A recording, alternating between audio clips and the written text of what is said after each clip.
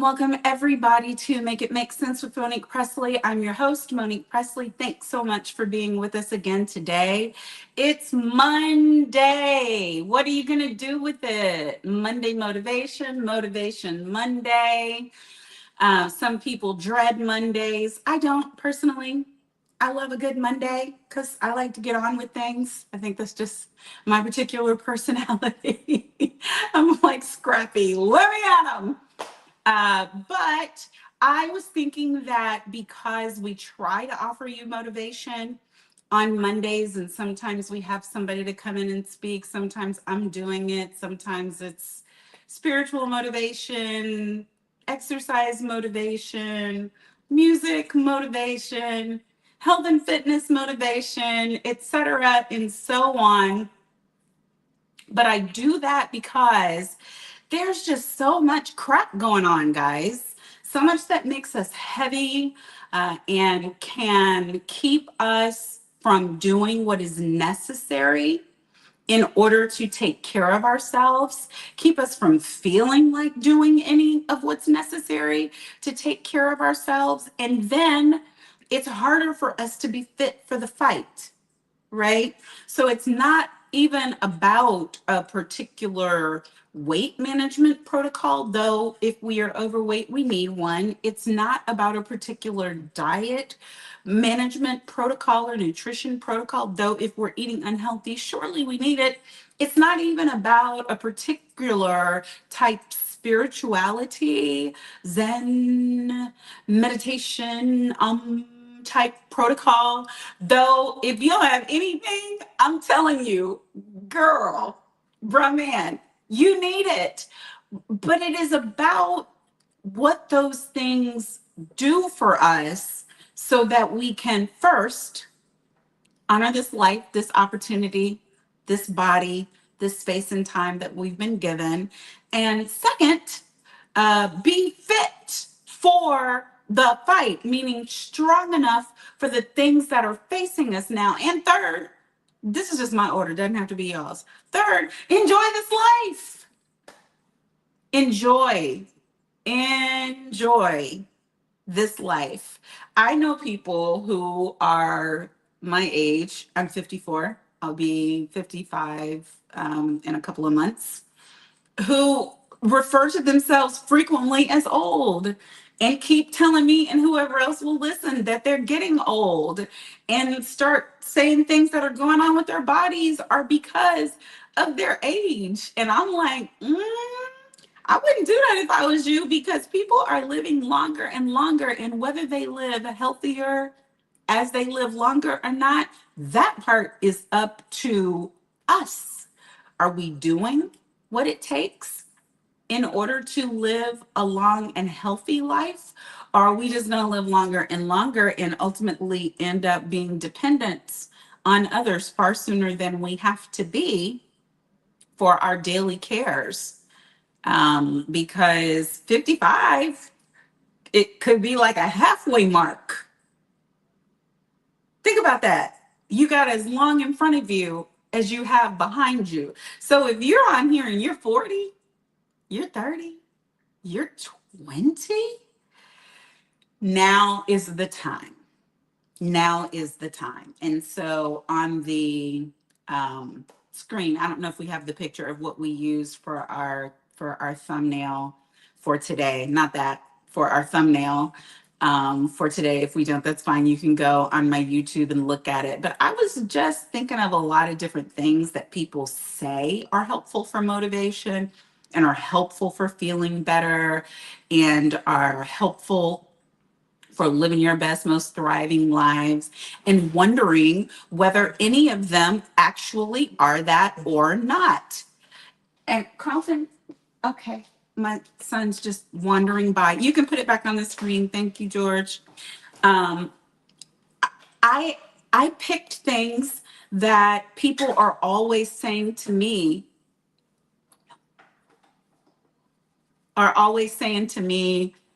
make sense, right? Yoga and Pilates, weight training, praying, grounding or, touching grass, getting your feet in the grass, etc. And I was just wondering which of them, if any of them, really work. That was my question. Plug. Okay.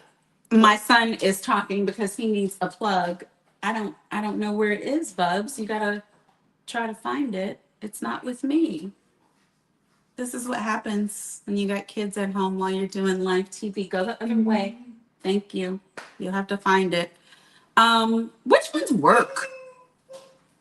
Do any of them work? Or is it that all of them work? Is that what it could be? That every single one of them? Because I'm looking, trying to figure out weight training, um, meditation. Give him my plug so that you can just have a plug. Here, Bubs, use that until I get you another one. So, is it weight training that works? Is it yoga and fitness that works? And if you are joining from Instagram right now, welcome, welcome, welcome. Come on in, make comments, and if you have questions, we'll answer them. Is it Pilates? Is it yoga? Is it prayer? Is it weight training? Is it drink your water, moisturize, mind your business? Is it walk a certain amount of steps, 10,000 steps a day? What is it? Or is it all of the above? Is it that what we're looking for in life is things that are going to feed our mind and feed our bodies and feed our spirits all at the same time? And what we really require is kind of a routine that enables us to not have to think about the things so much, but still incorporates all of them. I would say that is what has worked for me. I will tell any of my doctors at any point, I need this brain like more than I need my arm. So if this brain starts going, if I start feeling foggy, if I can't think straight, if I'm lethargical, no, that's not gonna work. We gotta, what's the supplements for that? What's the medicine for that? What's the therapy for that? I'm gonna do whatever the thing is because I have to have that. But at the same time, I recognize that I've got kids, and those kids maybe will have grandkids, and I want to be healthy for that. And the truth of the matter for me is I feel healthier than ever. Like, I can't remember feeling better. I went through years having kids where it was like wear and tear on my body, and then nursing the kids, more wear and tear on my body. And I bounced back from that. I've got 3 of them. Boom, boom, boom. And it looked physically like I was bouncing back, but in terms of the way that I was feeling, not necessarily. I've always tried to be active, just from youth through adulthood, but can go have phases where I feel like it and don't. And what I think now is that people really have this stuff figured out. It's not a question anymore of knowing what to do, nor is it a question really of knowing what to eat, nor is it a question of really knowing what our daily like health mental routine should be. It's just whether we're going to do it or not. And I have a few people who I follow, who I think give great, well, I follow lots of people for health and fitness, but I feel like these give great summaries. So I'm going to suggest them to you all. Let's share the first picture from Dr. James.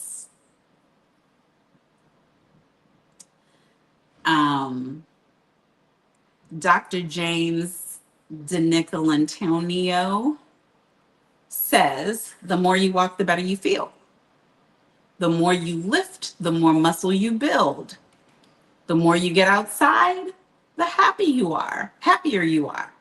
The more hard things you do, the easier your life becomes. Walk, lift, get outside, do hard things. this is the way. I love this because it's so simple. Like he gives a lot of things on like what it means to have electrolytes in your system, why you need them, why it's better than just having water by itself, what the right supplements are, why if you are having trouble sleeping at night, you got to get your sleep in order to do whatever, whether you're just trying to lose weight, think better, feel better, whatever, you need your sleep at night. Why magnesium is better than melatonin. I mean, all the things. Can we put it back on the screen for a second, please?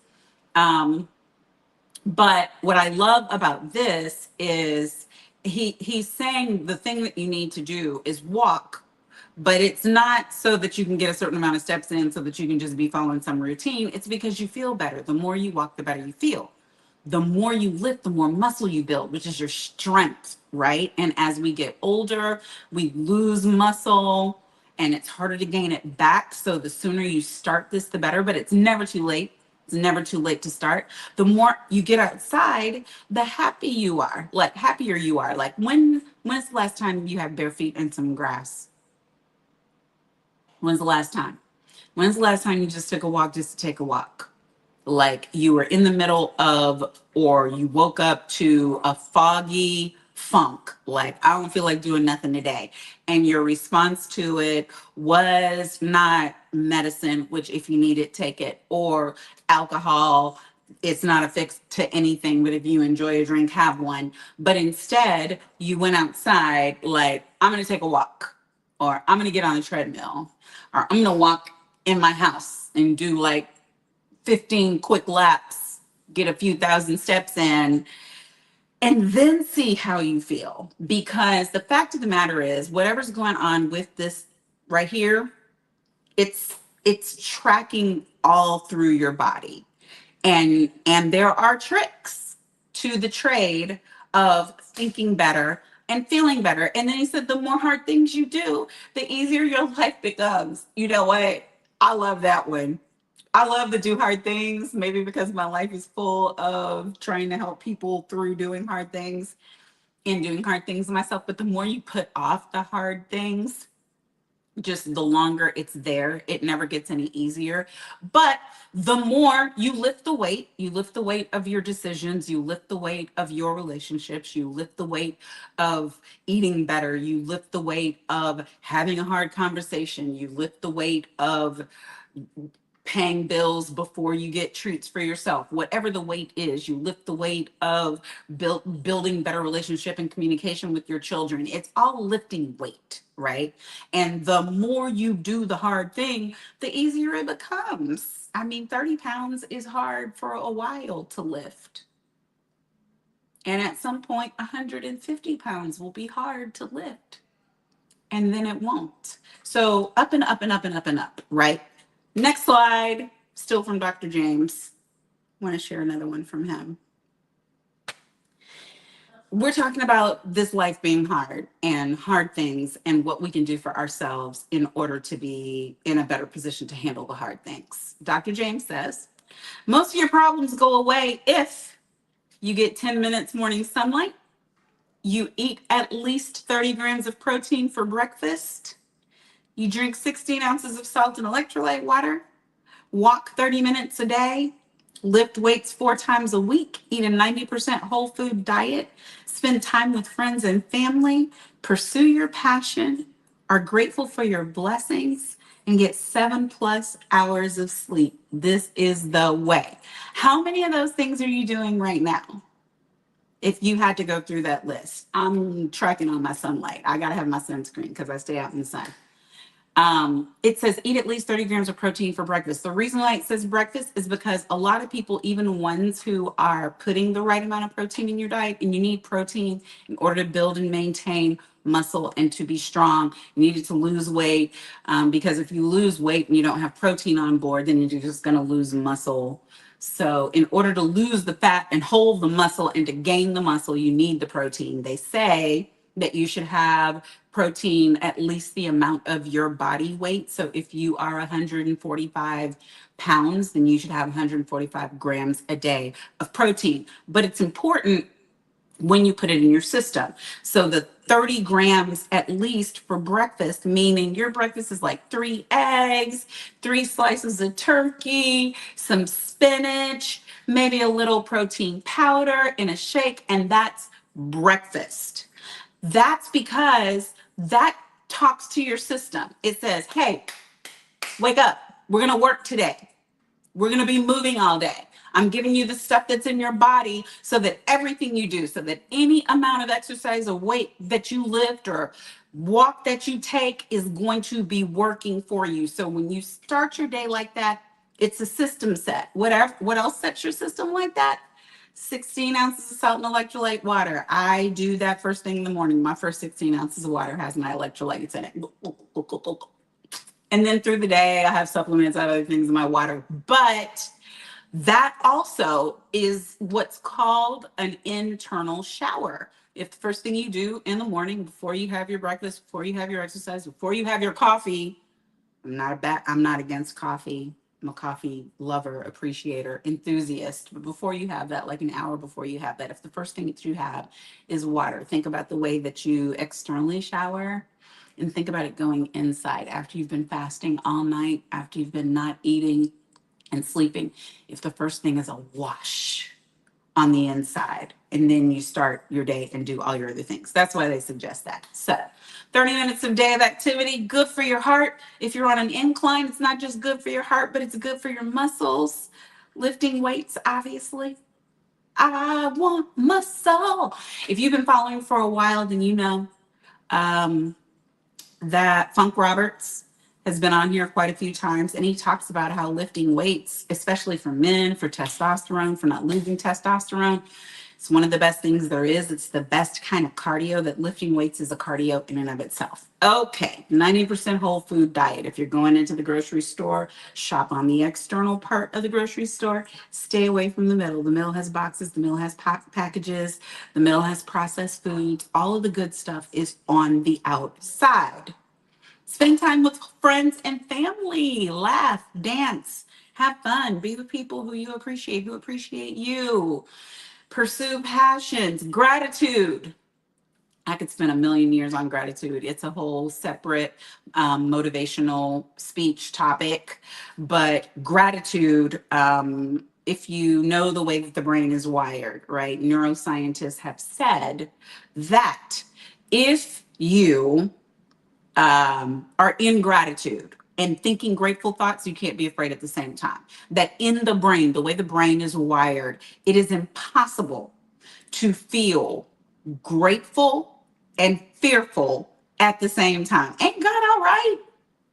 It is a neurological, physiological impossibility. That's what the research says. That's what it says. So if you are anxious about something and you are afraid of some outcome, I am thankful for my children, my breath, my family, this job, this house. I am grateful that I have another opportunity. I messed it up last week, but this week is better. I'm so thankful I was able to see that somebody else had a need and help them, even while I have a need of my own, the use of my limbs, whatever it is. Get real basic, get down to your basic thank yous and up to the big thank you for that huge contract that is stressing me out right now, but I asked you for it, God, so I'm thankful. Got it? While you're doing that, the fear leaves. Okay? One last thing that I wanted to share, and it is from one of my other faves, which is Dr. Mark Hyman. He has a video, and I would love it if we could play it now. Like whatever you have for your first meal, whether it's breakfast or lunch, it's got to be fat and protein. Because if most Americans eat dessert for breakfast, cereal, muffins, lattes with sweetened lattes, pancakes, people are eating sugar for breakfast. And most cereal is 75% sugar. And I think if you eat protein in the morning, and you should eat about 30 grams per protein because it'll kind of kick into your muscle building. And what's important is not just the fasting, but the refeeding and what you refeed with. So if you fast for 18 hours and then you have a bowl of cereal, that's a disaster. You want to eat the right It's the foods to spike. activate muscle protein synthesis, to activate your stem cells, to kill zombie cells. When you do it properly, you're going to have all these longevity benefits. But if you don't do it properly, you're going to be in trouble. So it's not just the fasting period that matters. It's what you eat when you stop fasting. And in the morning, protein is so key because that's what activates something called mTOR that then starts you to build muscle and actually activate all the things you want to do to sort of stay healthy and live a long life.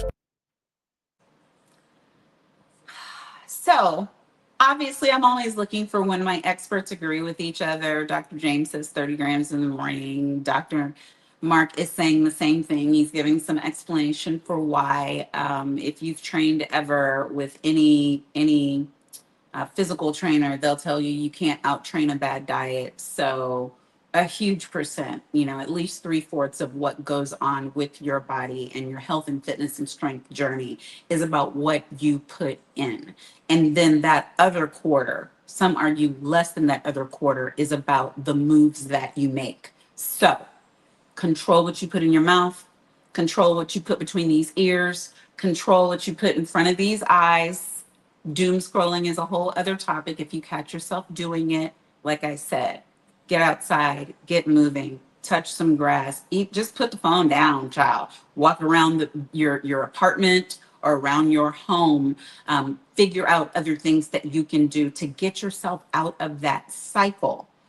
Obviously, I've covered like 12 topics in one, but I'm doing it to tell you that it all works. Whatever it is, it'll work if you work it. Something is better than nothing. And sometimes more is more. So, working a little bit on your nutrition journey, working a little bit on your supplement journey, working a little bit on your therapy journey, working a little bit on your physical training journey, working a little bit on all the different things. If hot yoga is your thing, get at it. If Pilates is better for you, go for it. If you like to hit the weights, everybody should work it in however many times you can. Walk, drink your water, be with your friends, pursue your passions, be grateful. Okay? I'm hoping that if you enjoyed this, if you learned something, if you heard something you needed to hear again, that you will share it. Also, please subscribe to the channel, Monique Pressley channel. Please hit the like button, and you can support us obviously by giving. You can give through PayPal, you can give through Cash App, you can give by being in the super chat here on YouTube. We appreciate all gifts, great or small. We appreciate them all because this is independent media. And if you look at what's going on in the world just today, I'm not covering it today, I'm not. But just today, we found out CBS is going to have an ombudsman to detect bias in their critique of the current president. That's part of the Paramount deal, y'all. Those are the times we are in.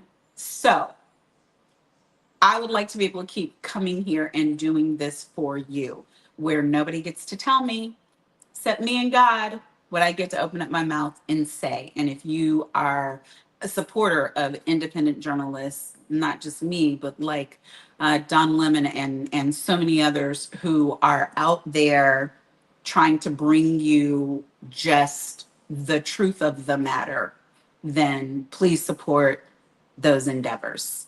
That's all for today. I will see you back here tomorrow. Until then, stay safe out there.